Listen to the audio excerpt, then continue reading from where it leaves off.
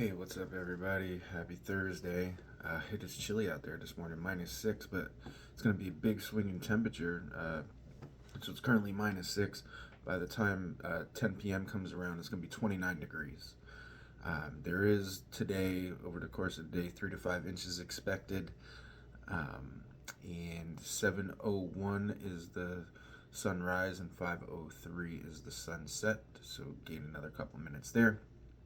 And yeah, I wish it would snow 3 to 5 inches, like starting right now, and so that we get the school cancellation. But it's going to be during the day, and so I'll ultimately be at work before any hopes of a snow day.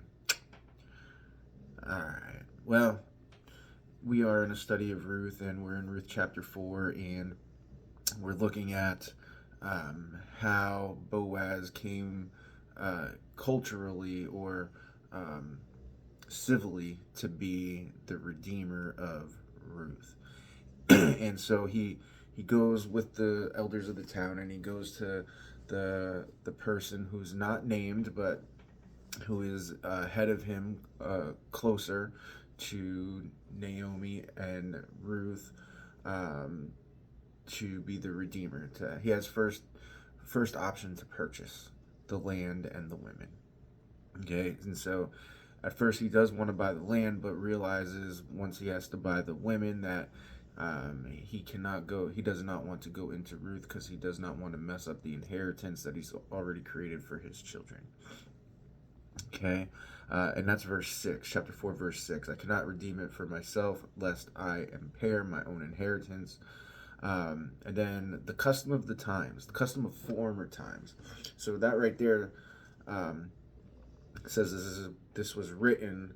The narrator who's writing this comes after, right? This happened. So this was the custom in former times.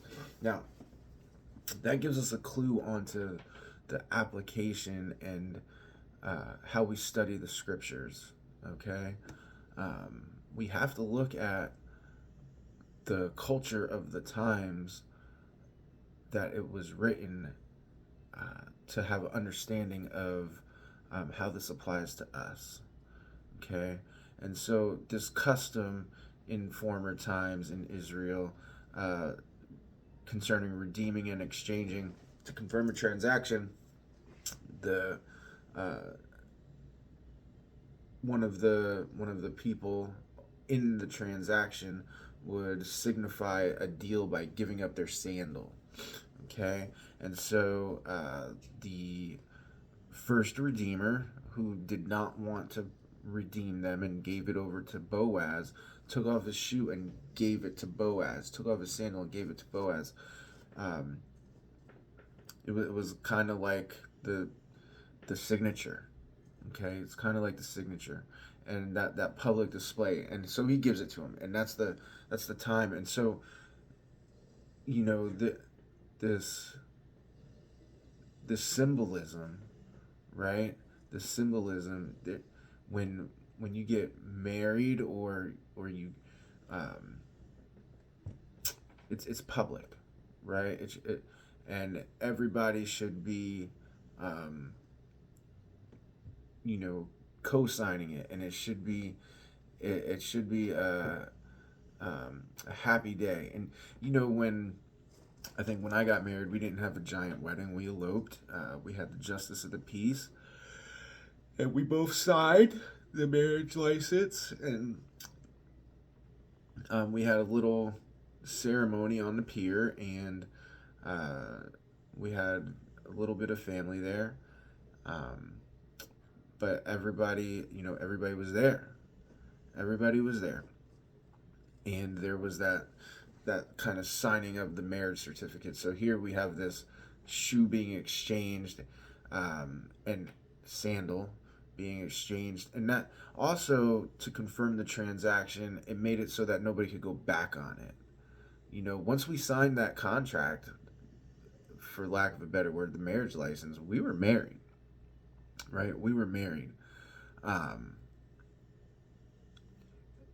yeah. So anyway, the custom of in former times, and that's how we should study the scriptures throughout, right? Is we got to understand the customs of the times. So then we see that the people, they affirm it, and they say, um, in verse 11, then all the people were at the gate of the elders. um, we are witnesses. May the Lord make the woman who is coming into your house like Rachel and Leah, who together built up the house of Israel. May you act worthily in Ephrathah, to be renowned in Bethlehem, and may your house be like the house of Perez, um, whom Tamar bore to Judah um, because of the offspring that the Lord will give you by this young woman. That was a wordy sentence. So Rachel and Leah, they were the daughters of Laban, right? And um, Joseph, right? Joseph had to work. Uh, Esau, Jacob had, sorry, not Joseph. Jacob had to work for, um, he had to work for them, right? He had to work for them, and he worked 14 years total to get them both for Laban, and so he got them both, and they were barren, right? They were barren, and they started having babies, and they were praying to the Lord because Jacob loved one more than the other, and Leah thought it was because he didn't have any babies, and so um, they had babies. Jacob had babies with them and their maidservants, okay, and their servants. But so Leah, okay, Leah, who ultimately bore Judah, they went from being barren, right? So this is a picture of Ruth um, being made whole. So earlier in chapter 2, she called herself the slave servant, right? Then in chapter 3, verse 9, she's called herself the maid servant. Then she's redeemed and married. So she goes from being a slave to the maid servant, slave servant, maid servant, married into the wife.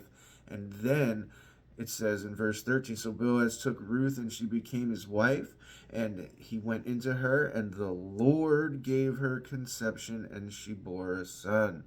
So she went from slave servant to maid servant to wife to mother.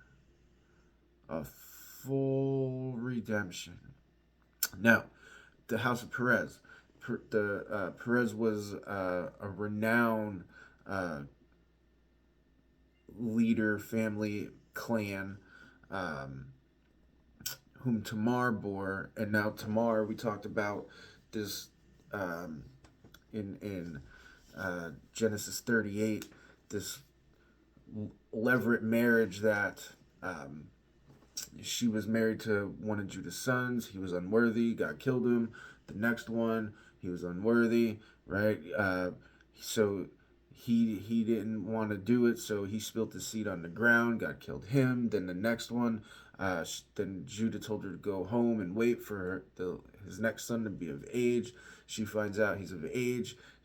And so she felt like she waited too long, or Judah done made her wait too long to get married, so she took the matters into her own hands. She put on the costume of a temple prostitute, and Judah did the business, and so she collects his things, um, and makes a promise a goat and blah blah blah, and she she has Perez. Okay, Tamar has Perez, and so, but in that when he had the child with Tamar, that would ultimately be the bloodline of Jesus. You can see that in Matthew chapter 1. So that Genesis 38, you know, another showing of God's redemptive, um, working all things for the good, right? And so they likened that, the townspeople likened Ruth to Tamar and Perez, uh, and that leverage marriage, and wanting it to be blessed. And so verse 14, then the woman said to Naomi, blessed be the Lord who has not left you this day without a redeemer, and may his name be renowned in Israel. So now Naomi is no longer Mara, right? She does no longer has to be bitter. And then it says, he shall be to you a restorer of life. Now he shall. Who is that talking about? See, it's sure Boaz might be the restorer, but look, it's the Lord. It says, blessed be the Lord who has not left you on this day and without a redeemer. So it's the Lord using Boaz. So he shall be to you a restorer of life and a nourisher of your old age. For your daughter-in-law who loves you, who is more to you than 7 sons, has given birth to him. Has given birth to him. Okay? To him, not Boaz. Yes, Boaz, but not Boaz. Him to the Lord. Right? The conception, verse 13, the Lord gave her conception. Blessed be the Lord who has not left you. And may his name be renowned in Israel. He shall be to you a restorer of life and a nourisher in your old age for your daughter-in-law who loves you. Right? Then, verse 16, then Naomi took the child and laid him on her lap and became his nurse. So now, Naomi, it's come full circle. Ruth was taking care of Naomi. The Lord took care of them both. The Lord gave her conception. The Lord restored her name. The Lord has not left her without a redeemer. And now she took the baby and is his nurse. And then 17. And the women of the neighborhood gave him a name, saying, a son has been born to Naomi. They named him Obed. He was the father of Jesse, the father of David. So Obed means serving. So they named him Obed, which means serving. And Jesse means I possess, the father of David. Now these are the generations of Perez. Perez fathered Hezron. Hezron fathered Ram. Ram fathered Amminadab. Amminadab fathered Nahshon. Nahshon fathered Salmon. Salmon fathered Boaz. Boaz fathered Obed. Obed fathered Jesse. And Jesse fathered David. And that's how it ends. So now she's redeemed. The bloodline continues. And it continued out of this through a Moabitess woman who had nothing except the desire. She was determined. It said, make your people my people and your God my God.